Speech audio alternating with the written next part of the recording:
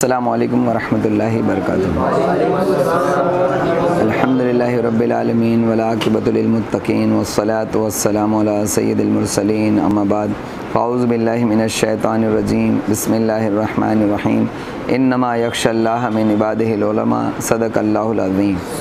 अस्सलातु वस्सलामु अलैका या रसूलल्लाह अस्सलातु वस्सलामु अलैका या हबीबल्लाह अस्सलातु वस्सलामु अलैका या नबी अल्लाह व अला आलिका व अस्हाबिका या नूर अल्लाह सल्लल्लाहु ताला अलैहि वसल्लम। अल्हम्दुलिल्लाह हमने कल हज़रत इमाम मालिक रहमतुल्लाह ताला अलैहि की सवानेह समात की और उनके इल्म आखिरत को सुना। कल आपने उनके बारे में क्या क्या सुना था, किसी को कुछ याद है तो बताइए। इमाम मालिक, अच्छा हज़रत इमाम मालिक बिन दीनार के अनस, मालिक बिन अनस ही होना चाहिए, है ना। हाँ बहरहाल, हाँ उनकी खूबियों में हज़रत मालिक 40 साल तक नमाज़ पढ़ी, दुआ किया करते, नमाज़ पढ़ते थे, उनके लिए दुआ करते थे, इतनी मोहब्बत उनसे किया करते थे और उनको अपने से बड़ा समझते थे। ये मोहब्बत उनकी आपस में थी। और ऐसे ही इमाम शाफ़ई उनके लिए दुआ किया करते, इमाम अहमद बिन हम्बल के लिए दुआ किया करते थे, है ना। यानी इन लोगों में आपस में इतनी मोहब्बत थी, बावजूद इसके कि इनके एक एक मसलक है अलग अलग, इनके मसलक में एक दूसरे से अलग थे, मसाइल में इनके इख्तिलाफ थे, फिर भी आपस में इतनी मोहब्बत किया करते थे कि एक दूसरे के लिए दुआ किया करते थे, है ना। तो हमको भी ऐसा ही, भले से तुम्हारी सोच अलग हो, हमारी सोच अलग हो किसी एक मसले में, लेकिन मोहब्बतें अपनी जगह, ठीक है ना इंशाल्लाह। और कोई चीज़ किसी को याद है तो बताओ हज़रत इमाम मालिक की। हाँ उनको 3000 दीनार दिए, है ना उन्होंने, वो तो इमाम शाफ़ई का है ना, इमाम शाफ़ई का था कि उन्होंने उनको 3000 रुपये 3000 दीनार दिए, तो उन्होंने रखे हुए थे। जब वो रिटर्न आया तो कहा कि अब चाहो तो वापस ले लो, है ना। बाद में उन्होंने लोगों में तकसीम कर दिया था। और कोई याद चीज़ है? 48 सवाल पूछे थे, उसमें से 32 में इनकार कर दिया था कि मैं नहीं जानता। यहाँ ज़रा रुक कर अगर सोचो कौन से मसले होंगे कि जो हज़रत इमाम मालिक से पूछे गए और 32 में उन्होंने इनकार किया होगा, तो उनका फेस एक्सप्रेशन कैसा होगा, उनकी बॉडी लैंग्वेज क्या होगी, थोड़ा सोचो। ये बहुत काम की चीज़ है जब तक इंसान, इसीलिए गौर व फिक्र में इतनी इबादत है, इतना सवाब है।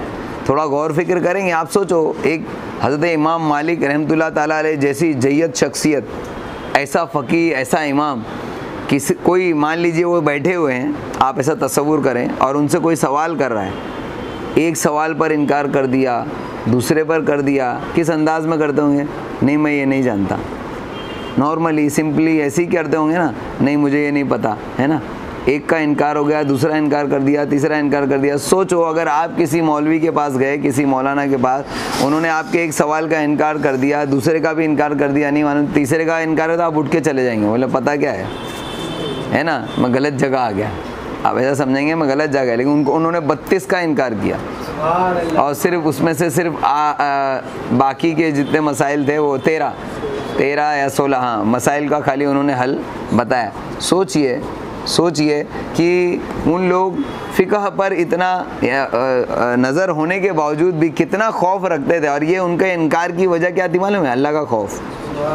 उनको अल्लाह का खौफ इतना था कि ज़रा भी किसी चीज़ में तरद्दुद या शक होता तो वो बात अपने मुंह से नहीं निकालते, नहीं कहते थे कि भैया ऐसा है, कि उनको जब तक तहकीक नहीं होती, और तहकीक कर लिए होते तब भी डरते थे कि मैं कैसे कह दूँ ये ऐसा है ना। और सब जो तहकीक शुदा चीज़ होती और कंफर्म शुदा चीज़ होती, उसके बाद भी लास्ट में लिखते थे वल्लाहु ताला आलम बिस्सवाब। ये उनका यानी एहतियात का आलम था। ये इल्म आखिरत है, ये इल्म फ़िक़ह नहीं है, इल्म फ़िक़ह नहीं। तो ये इमाम मालिक। और कोई ख़ास बात उनके इल्म आखिरत और उनके बारे में? हाँ बोलो ना, ज़ोर से बोलो, कुछ चीज़ है दिमाग में तुम्हारे? हाँ मदीना छोड़ के नहीं जाना चाहते थे, है ना। बोले मदीने की, और उनको 2-3 हदीसें सुना दी थी ना। कौन सी एक हदीस है? कोई हदीस भी तो याद करो, क्योंकि हदीस तो मेन है, असल तो वही है। हाँ मदीना शहर भट्टी है, मदीना शहर जो है वो भट्टी है, और इसमें जो रहता है तो उसके गुनाह, जिस तरीके से भट्टी में लोहा जल जाता है, लोहे की जंग जल जाती है, इस तरीके से गुनाह मदीने में जल जाता है ना। ये हदीस का मफहूम है। और कोई एक हदीस थी सरकार अलैहिस्सलाम वस्सलाम ने मदीने के ताल्लुक से फरमाई, जो उन्होंने उनको बताई थी। हाँ नहीं, उन्होंने कहा था मदीना लोगों के लिए बेहतर है अगर वो जानते। हुजूर अलैहिस्सलाम वस्सलाम की हदीस है कि मदीना तुम्हारे लिए बेहतर है अगर तुम जानते, है ना। यानी सरकार ने कह दिया, और सरकार अलैहिस्सलाम वस्सलाम के अंदाज़े बयान से पता चलता है कि अगर तुम जानते यानी तुम नहीं जानते हो, जो इसकी हकीकतें हैं उसको तुम नहीं जानते। ये बड़ी चीज़ है, ठीक है ना। तो ये सारा कुछ सुना था, लेकिन एक मेन चीज़ थी, दो चीज़ें और थी जिसको आप लोगों ने नहीं कहा। किसी को और याद है तो बोलो। दुनिया से बेरगबती उनकी बहुत थी, दुनिया से मोहब्बत नहीं किया करते थे, और इसकी एक मिसाल की उनका घर ही नहीं था। ये बहुत बड़ी चीज़ है। ये बाकी की सब तो ठीक है, मदीने से आप मोहब्बत भी दिखा दोगे, हमारा भी घर है, तुम्हारा भी घर है, मदीने से मोहब्बत तो आप भी दिखाते हो, हम भी दिखाते हैं, है ना। और मसाइल पर खामोश हो जाएगा, जिसका घर है वो मसाइल पर भी खामोश हो जाएगा, मोहब्बतें भी कर लेगा एक दूसरे से, झगड़ा फसाद नहीं करेगा। लेकिन घर है, घर ना होना लेकिन बहुत बड़ी चीज़ है। जिसने अपनी ज़िंदगी में अपना घर ना बनाया हो, क्योंकि दुनिया इंसान घर बसाता ही है ना, कि भाई मैं भी एक घर बसा लूँ। एक सबसे कम तर ख्वाहिश एक इंसान की होती कि उसका घर बस जाए। इससे ज़्यादा, यानी घर बहुत ज़्यादा कुछ ना हो तो कम से कम एक घर तो, जिसने घर भी नहीं बनाया उससे ज़्यादा कौन शख्स होगा जो दुनिया से बेरगबती रखता हो। तो ये हज़रत इमाम मालिक की ज़ात थी, और इंशाल्लाह उनके ताल्लुक़ से चंद चीज़ें सुनेंगे। आपके इल्म का मकसद इन बातों से पता चलता है कि उनके इल्म का मकसद अल्लाह ताला की रज़ा हासिल करना था और दुनिया को हकीर जानना था। इस बात पर ये रिवायत दलालत करती है। फरमाते हैं, मैं हारून रशीद के पास गया तो उसने मुझे से कहा, ए अबू अब्दुल्लाह, मुनासिब है कि हमारे पास आपका आना जाना रहे ताकि हमारे बच्चे आपसे मुअत्ता की समाअत करें। फरमाते हैं, मैंने कहा, अल्लाह ताला अमीर को इज़्ज़त अता करे, ये इल्म तो लोगों से ही निकला है, अगर तुम इसकी ताज़ीम करोगे तो ये मुअज़्ज़ज़ होगा। समझ में आया? यानी हम चाहते हैं कि आपका हमारे घर आना जाना रहे, इसलिए हम चाहते हैं कि हमारे बच्चे आपसे मुअत्ता सुने, यानी आपकी हदीस की लिखी हुई किताब आपसे सुने। ये अंदाज़ बहुत अच्छा था बोलने का, लेकिन अगर यही बात को जो उसने खलीफा हारून रशीद ने कहा, इसको अगर मैं अपने अंदाज़ में, दूसरे अंदाज़ में कहूँ तो आपको समझ में आएगा, मौलाना साहब ज़रा मेरे बच्चों को पढ़ा देना, यही इसका मतलब था। लेकिन ये उस वक्त के लोगों का अदब था कि उसको घुमा फिरा कर बोलते थे। कहना ये था कि आकर मेरे बच्चों को पढ़ा जाना। इनका कि मैं चाहता हूँ कि मेरे बच्चे आपसे मुअत्ता सुने और मेरे घर आपका आना जाना रहे, है ना। ये भी तो भी अदब था पहले, अब तो वो भी नहीं बचा। मौलवी साहब ज़रा बच्चे हैं पढ़ा देना, है ना, जो भी है ले लेना, है ना। मौलवी साहब भी बेचारे क्या देंगे, है ना। अल्लाह अकबर, ये मामला हो गया बड़ा ख़राब। बहरहाल तो कहा उन्होंने कि तुम लोगों से ही तो ये इल्म निकला है, अगर तुम इसकी ताज़ीम करोगे तो ये मुअज़्ज़ज़ होगा। यानी तुम मुझको घर बुला रहे हो, इसकी ताज़ीम नहीं कर रहे हो, और ये तुम इसकी ताज़ीम करोगे तो ये मुअज़्ज़ज़ होगा, और अगर तुम इसकी तज़लील करोगे यानी इसको ज़लील करोगे तो इसकी इज़्ज़त नहीं रहेगी। लोग इल्म के पास जाया करते हैं, इल्म लोगों के पास नहीं आता। इसने कहा, आप सच फरमाते हैं। फिर अपने लड़कों को हुक्म दिया कि मस्जिद में जाकर लोगों के साथ, सब जहाँ बैठकर सुनते हैं तुम भी वहीं जाकर मुअत्ता सुनना। इमाम मालिक रोज़ाना लोगों को हदीस सुनाते थे, समझ में आया? आप भी सुनाओ, ऐसी मजलिसें कायम करो, हम सब के घर जो है वो हदीस के दर्स की महफिलें बन जाएं इंशाल्लाह। इस तरीके से अगर नहीं बन सकती तो कम से कम अपने बच्चों को, भाई बहन को, माँ बाप को तो सुना सकते हैं ना इंशाल्लाह, वो भी महफिल ही हो जाएगी इंशाल्लाह। तो ये थे हज़रत इमाम मालिक, इनकी ज़ात याद रहेगी हमेशा इंशाल्लाह। इनके ताल्लुक़ से बातें, अब जब भी आप 4 अइम्मा का जिक्र सुनेंगे तो इमाम शाफ़ी की ये बातें जो आपने सुनी यहाँ वो याद रहेंगी, इमाम मालिक की भी याद रहेंगी इंशाल्लाह। हज़रत इमाम अबू हनीफ़ा के बारे में अब सुनते हैं इंशाल्लाह। हज़रत इमाम अबू हनीफ़ा नुमान बिन साबित रदी अल्लाह ताला अन्हु, आबिद, जाहिद और आरिफ बिल्लाह थे, यानी अल्लाह को जानने वाले थे, अल्लाह ताला से डरने वाले और अपने इल्म से सिर्फ उसकी रज़ा चाहने वाले थे। हज़रत इब्ने मुबारक की इस रिवायत से आपकी इबादत का पता चलता है। हज़रत इब्ने मुबारक कौन है? अब्दुल्ला बिन मुबारक ताबई का इमाम अबू हनीफ़ा से क्या ताल्लुक़ है? उनके शागिर्द थे। और इनका मकाम देखो, बहुत सारे लोग हैं जो इमाम अबू हनीफ़ा को छोटा समझते हैं और अब्दुल्ला बिन, कोई आप किसी अहले हदस को अगर आप बात करो उससे तो क्या कहेंगे मालूम है? अगर बहुत ज़्यादा अपने आप को हदीस झाड़ने वाला समझता हो तो वो कहेगा हज़रत अब्दुल्ला बिन मुबारक का नाम बड़े इज़्ज़त से लेगा, उनसे बहुत सारी रिवायत हैं। लेकिन इमाम अब उसको बेवकूफ़ को ये नहीं पता कि हज़रत अब्दुल्ला बिन मुबारक, हज़रत अब्दुल्ला बिन मुबारक, हज़रत अब्दुल्ला बिन मुबारक से ये रिवायत है, वो रिवायत है, वो रिवायत है बोलता है, लेकिन उसको ये नहीं पता कि उनके उस्ताद इमाम अबू हनीफ़ा थे। उन्होंने जो कुछ सीखा, जो कुछ रिवायतें की, जो भी कुछ, वो इमाम अबू हनीफ़ा रदी अल्लाह अन्हु से तो रिवायत था, है ना, कहीं और से थोड़ी उन्होंने सीखा था। तो वो कहते हैं इमाम अबू हनीफ़ा रदी अल्लाह अन्हु के बारे में कि हज़रत इमाम अबू हनीफ़ा साहिब मुरव्वत और बहुत ज़्यादा नमाज पढ़ने वाले थे। ये तारीफ़ आज शायद आपने शायद पहली मर्तबा सुनी होगी, साहिब मुरव्वत। कभी आपने साहिब मुरव्वत ये भी कोई तारीफ़, कोई वस्फ़ सुना था इससे पहले? ये सुना होगा कि हाँ भाई वो बहुत मुरव्वत करता है ना। ये इस तरह लोगों का इस चीज़ पर कभी ध्यान नहीं जाता। मुरव्वत करना ये इंसानियत से और इस्लाम से और ईमान से और इश्क़ रसूल से और अल्लाह ताला की बंदगी से। जो शख्स मुरव्वत नहीं कर सकता उसके साथ मुरव्वत नहीं की जाएगी। और जो शख्स मुरव्वत नहीं करता, मुरव्वत समझ रहे ना, मुरव्वत का मतलब एक दूसरे का ख्याल रखना, समझ में आया? यहाँ तक कि जो शख्स तुमको अपने मुंह पर गालियाँ देता है तुम्हारे मुंह पर, लेकिन फिर भी तुम उसकी मुरव्वत कर जाओ, ये ईमान का हिस्सा है। यहाँ तो जो एहसान करके जाता है उसकी भी लोग मुरव्वत नहीं करते, समझ में आया? लेकिन पहले का मामला ऐसा था कि दुश्मनों से भी लोग शर्म हया महसूस करते थे। मान लीजिए किसी शख्स ने मैदान जिहाद में उसके सामने तलवारें चलाई हो, ठीक है ना, लेकिन अगर वो इलाके में आ जाए, घर में आ जाए बतौर मेहमान, तो इस तरीके से जैसे कि उससे कभी जंग ही नहीं लड़ी, इस तरीके से उसके साथ बिहेव करते थे। मेहमान है, क्योंकि उन्होंने मेहमानी सीखी है इस्लाम से, तो वो उसको एज ए मेहमान के एंगल से देखते थे।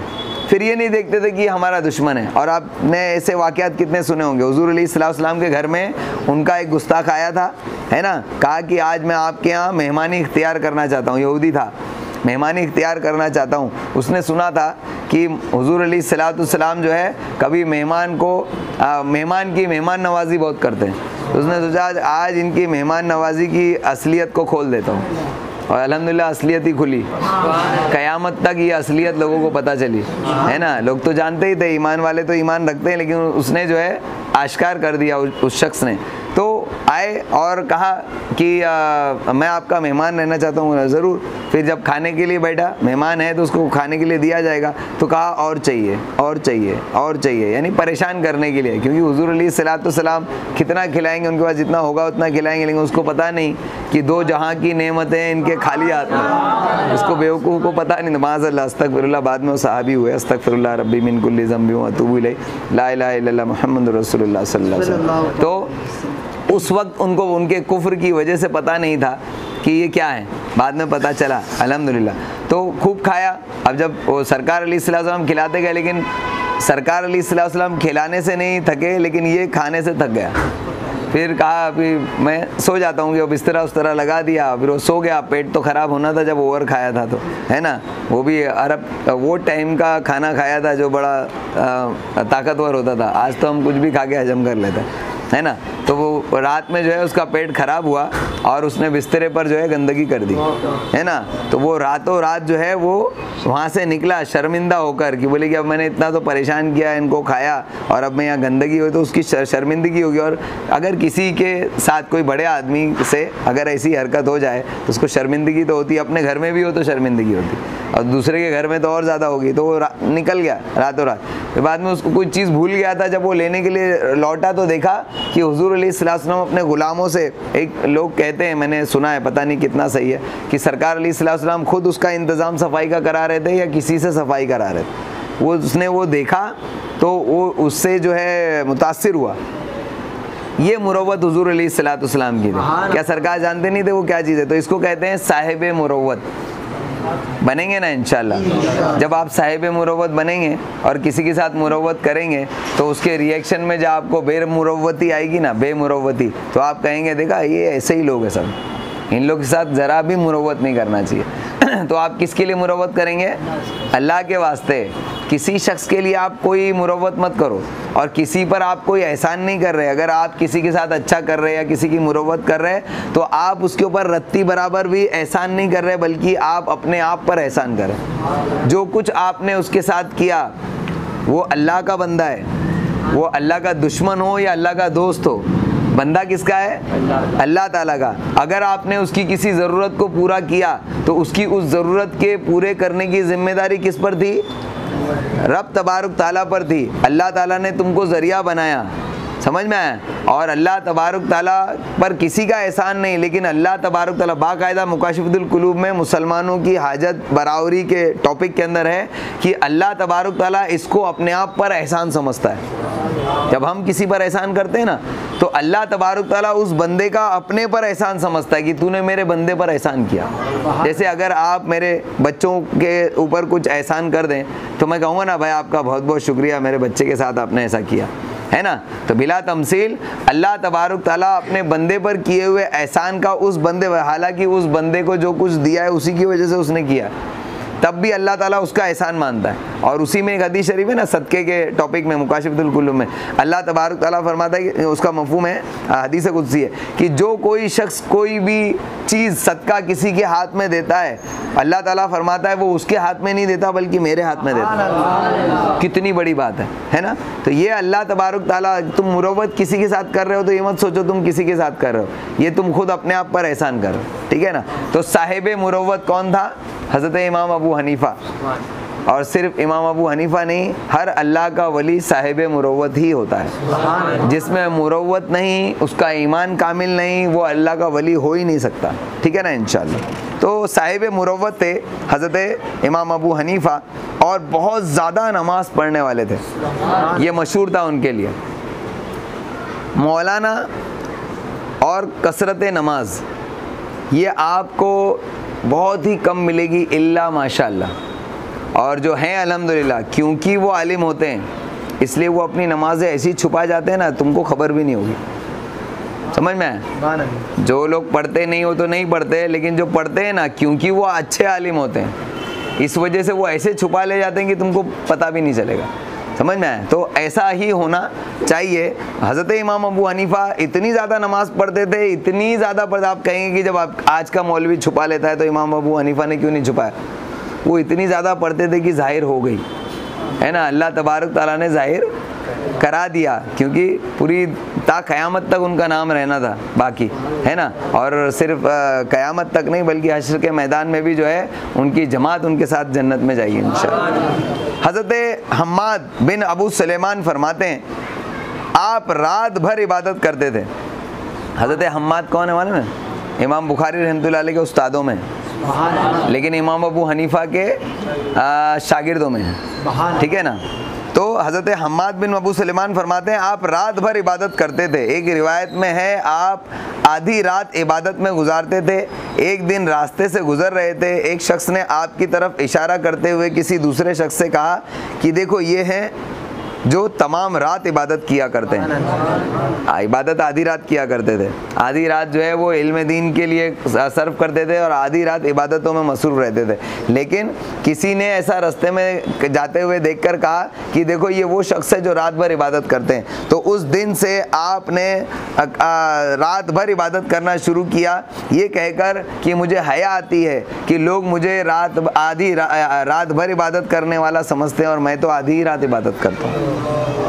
तो ये इसलिए उनको कहा जाता है कि इमाम अबू हनीफ़ा रदी अल्लाह ताला अन्हु बहुत ज़्यादा नमाज़ पढ़ने वाले थे। आपके ज़ुहद के बारे में हज़रत रबी बिन आसिम से रिवायत है, फरमाते हैं मुझे यजीद बिन उमर बिन हबीरा ने भेजा, मैं हज़रत इमाम अबू हनीफा रहमतुल्लाह अलैह को इसके पास ले गया।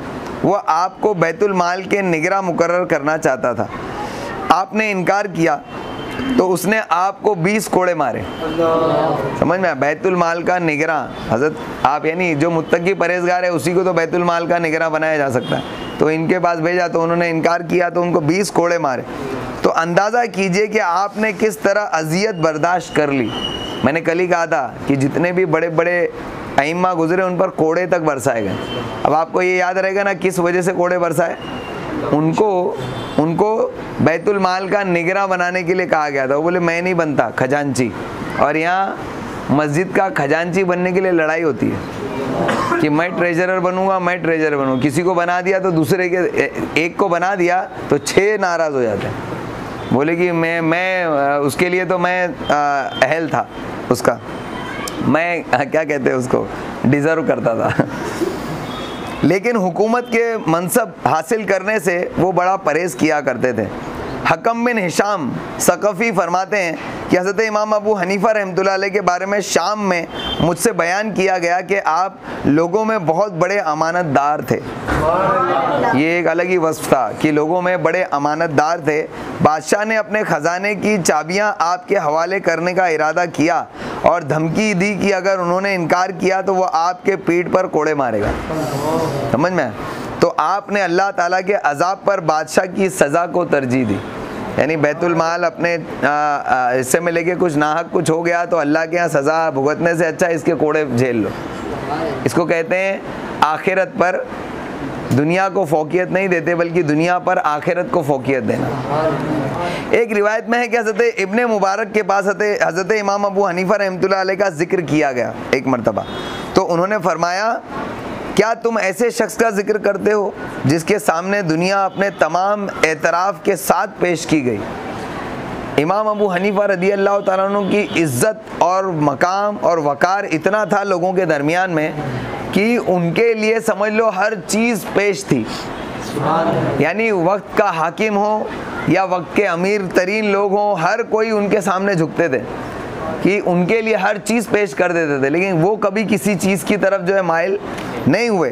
तो कहते हैं कि उनके पास दुनिया तमाम तर अपने एतराफ़ के साथ पेश की गई लेकिन उन्होंने उससे गुरेज फरमाया, कभी उसकी तरफ इल्तिफ़ात नहीं किया। मोहम्मद बिन शुजा से बवास्ता उनके बाज़ शागिर्दों के रिवायत है, फरमाते हैं कि हज़रत इमाम अबू हनीफा रहमतुल्लाह अलैह से अर्ज़ किया गया कि अमीरुल मोमिनीन अबू जाफ़र मंसूर ने आपके लिए 10,000 दिरहमों का हुक्म दिया।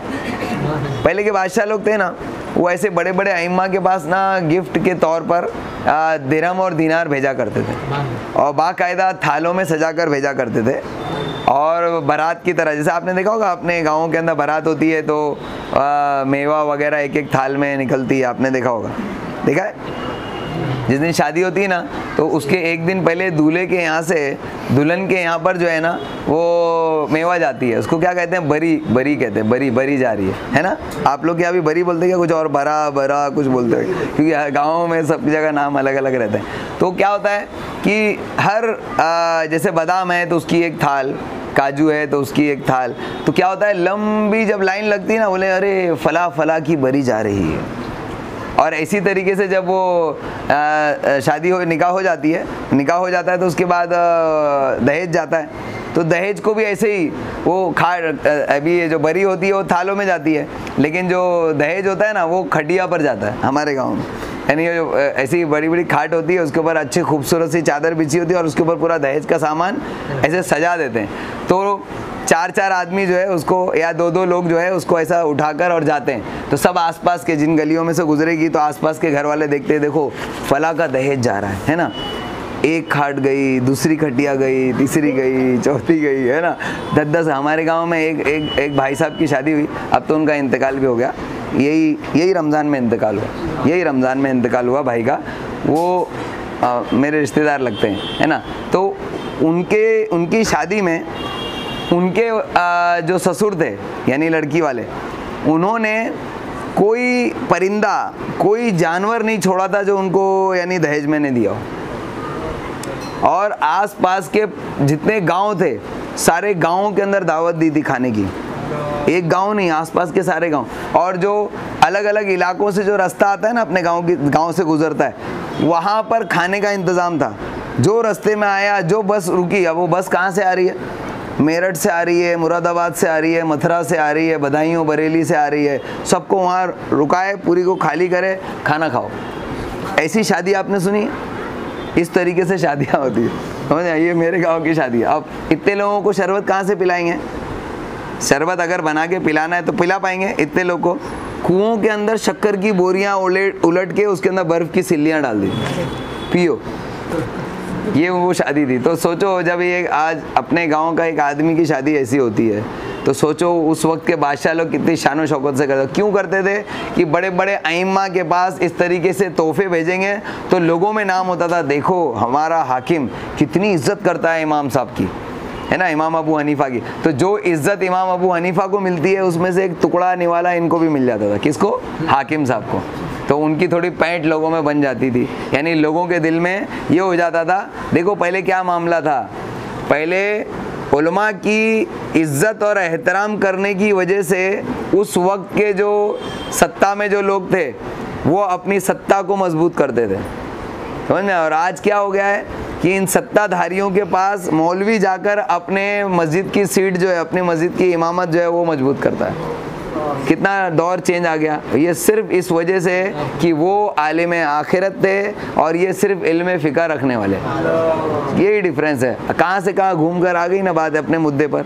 सारे मर्ज़ की जो जड़ है ना वो यही इल्म है कि तुम इल्म को जब तक समझोगे नहीं कि असल इल्म क्या था, जब तक तुम्हारे बदन के अंदर, नसों के अंदर खून दौड़ेगा तुम जिंदा रहोगे। और जिस दिन खून की जगह पानी है, या खून पानी या पीप हो जाएगा, पीलिया हो जाता है ना, वो पीपी हो जाता है ना, फिर तुम मर जाओगे। तो यही हुआ कि असल इल्म ख़त्म तो रूहानियत ख़त्म और ईमान की जो हलावत थी वो सब ख़त्म हो गई। तो मसला ये चल रहा था कि उनके पास वक्त के हाकिम ने जो है वो 10,000 दिरहम भेजे। ढूंढना पड़ेगा।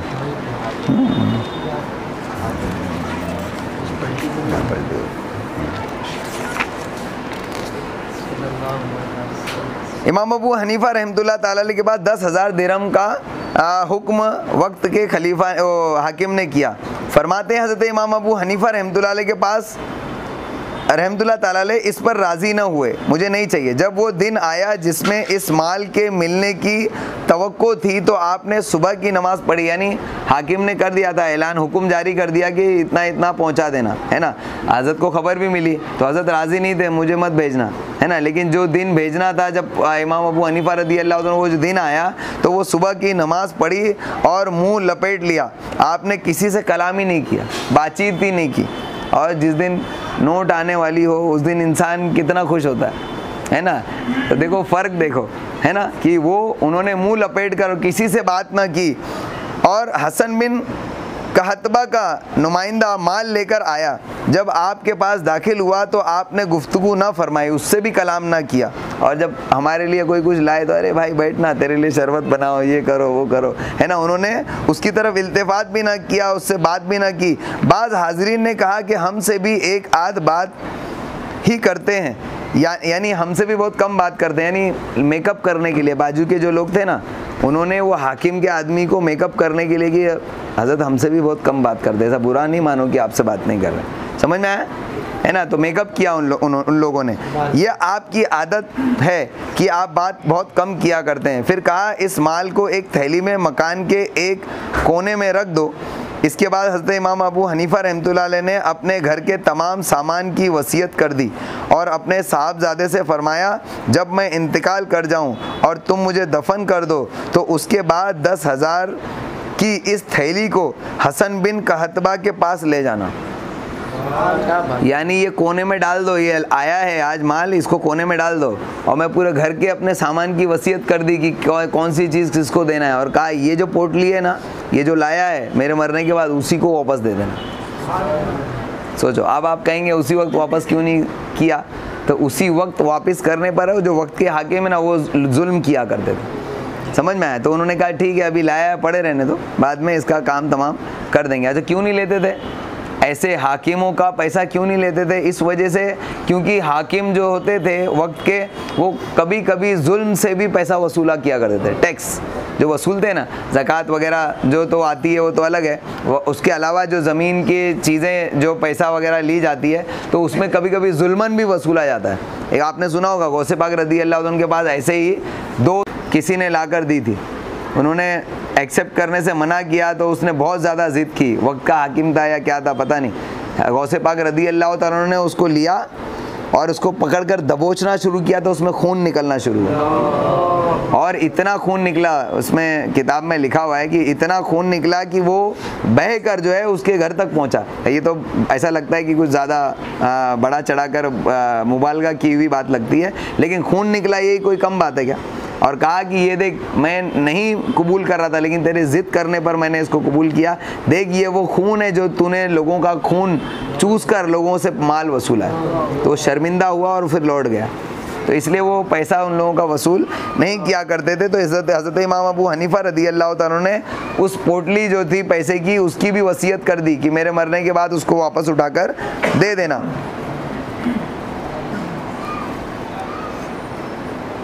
और उसे कहना कि अपनी ये अमानत जो तुमने इमाम अबू हनीफ़ा के पास रखी थी वापस ले लो। आपके वालिद पर अल्लाह ताला की रहमत हो, वो अपने दीन पर बहुत हरीस थे।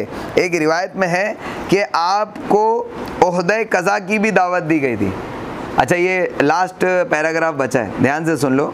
इसके पहले किस चीज़ का ओहदा कबूल करने के लिए कहा था? माले जो क्या, बैतुल माल का खजांची। और ये क्या है? काज़ीउल कुज़ात, उस वक्त का काजी की ओहदे कज़ा की दावत दी गई। आपने फरमाया मैं इसकी सलाहियत नहीं रखता। इमाम अबू हनीफ़ा कहते हैं मैं इसकी सलाहियत नहीं रखता। दुनिया इस फर्श गीती पर कौन है जो इमाम अबू हनीफ़ा से ज़्यादा इसका अहल हो, जो काज़ीउल कुज़ात बने? लेकिन उन्होंने इसको एक्सेप्ट नहीं किया। आज काज़ीउल कुज़ात की जो सीट है उसके लिए लड़ाइयाँ होती हैं कि मैं बन जाऊं, मैं बन जाऊं। अगर कोई बन गया तो दूसरा नाराज़ हो जाता है ना, और उसके बाद चिमिया गोइयाँ चलती हैं, बातें चलती हैं कि उसको बना दिया, हमें नहीं बनाया। और आजकल, पहले तो काजियों की जो है वो एक इज़्ज़त थी और काम के थे कि भाई उनके लिए पास लोग अपने मसाइल हल करने के लिए आज आता कौन है शरीयत की कोर्ट में? शरीयत की कोर्ट में आज अपने मसाइल हल करने के लिए जाता कौन है? आजकल अगर आज मुसलमानों का हाल ये है कि अगर शरीयतन मान लीजिए 2 भाइयों में झगड़ा हो गया लेन देन में, एक भाई जो है वो सही है और एक भाई जो है वो जुल्मन कोई किसी चीज़ पर कब्ज़ा कर रहा है ना, यानी दुनिया के कानून को तोड़ मरोड़ कर वो कब्ज़ा कर सकता है, तो वो दुनिया के कोर्ट में जाएगा। तो उसको मालूम है यहाँ तोड़ मोड़ लूँगा। और वो जो दूसरा भाई है जो समझ रहा है कि मेरे साथ जुल्म हो रहा है, उसको पता है कि शरीयत के हिसाब से ही मैं इससे निकलवा पाऊँगा, इसके अलग से निकलवा पाऊँगा, शरीयत है, तो वो मौलाना को ढूंढता है। और अगर इसका मामला बिल्कुल बरक्स होता कि इसका मामला वहाँ सॉल्व होता और इसका मामला वहाँ सॉल्व होता, तो ये मौलवियों के पास चक्कर लगाता और ये कोर्ट में जाता। ये तो हम लोगों का हाल है। समझ में, मेरी बात समझ में आई ना? यानी जहाँ से काम बनता है लोग वहाँ जाते हैं। मौलवी के पास भी जो लोग हैं अपने काम पूरे कराने के लिए जाते हैं, वरना मौलवियों की भी ज़रूरत समझी नहीं जाती आजकल। एक साहब हमारे पास आए, आज से करीब 10, 12, 13 साल पहले की शायद बात है। एक साहब आए, बोले कि तुम लोग तहरीक से हो ना, दीन का काम करते हो, इज्तिमा करते हो? बोला हाँ है। बोले ये अपनी तहरीक वाले कुछ ऐसा इंतज़ाम नहीं है कि कभी किसी ने कोई किसी के प्रॉपर्टी पे कब्जा कर लिया तो उसको दिला सके? बोला भाई ठीक है, ये भी सब काम हम ही करेंगे अब। यानी अब ये हमने अपने सर पे जिम्मेदारी ली है कि अब तुम्हारे घर में अगर पानी नहीं आता है ना तो वो भी तहरीक वाले इंतज़ाम करेंगे। ये एक हो गया केस, समझ में? वो आदमी को कैसे कैसे समझा के मैंने भेजा ऐसे लोग भी आते हैं, उनको कैसे कैसे करके समझा के भेजा, भाई पीछा छोड़, भाई जो हो रहा है कर रहे हैं, है ना, अब ये भी हम करेंगे क्या? यानी ऐसा क्या? बोले होना चाहिए। यानी वो नाराज़ी दिखा रहा था, होना चाहिए। मैं भी थोड़ा उस टाइम थोड़ा इमैच्योर था, तो मैंने भी थोड़ा सा उसको गुस्सा दिखाया। बोला भाई ये जो दीन का काम है करना चाहिए क्या नहीं करना है? बोला हाँ करना चाहिए, लेकिन ये भी होना चाहिए ना। बोला तुम कितना क्या करते हो, तुम क्या करते हो? तो चलो तुम कहते हो ये भी होना चाहिए वो भी होना चाहिए, तो ये हम कर रहे हैं, ये तुम कर लो। है क्या नहीं। और ये हो गया एक साहब, एक दूसरे साहब की खबर, ये क्योंकि अपन लोग तहरीक से है ना, तो ऐसे ऐसे लोग आते हैं अपने पास। एक साहब आए, बोले ये क्या भाई आप लोग की तहरीक है, माशाल्लाह सुभान अल्लाह अल्हम्दुलिल्लाह, है ना। पहले को ऐसे दुआ दी, लेकिन बाद में फायरिंग करना था, है ना। बोले कि आपकी तहरीक का कोई ऐसा मुबल्लिग होना चाहिए, इसका इंतज़ाम होना चाहिए, इलाके में किसी का इंतकाल हो जाए तो उसके उसके गुस्ल करने का, जनाजे के गुस्ल का जो है इंतज़ाम तहरीक की तरफ से होना चाहिए। यार अब इतना सब करते तो ये भी करना चाहिए। बोला ठीक है, आप तहरीक में शामिल हो जाओ, आप गुस्ल कराओ जनाजों का। कौन कराएगा? बोला हम लोग अपना काम धंधा कर, और दुकान पर ही भाई, ये दोनों भी बंदे दुकान पर आए थे मेरी। मतलब भाई हम ये कारोबार करने के बाद टाइम निकाल कर अपनी नेकी कमाने के लिए थोड़ा बहुत मेहनत कर लेते, इसके बाद आप कहोगे कि आपके मुर्दों का गुस्ल भी हम दे है ना। ऐसे ऐसे लोग हैं, ठीक है। तो बहरहाल अपनी बात ये चल रही थी कि उनको ओहदे कज़ा की भी दावत दी गई थी।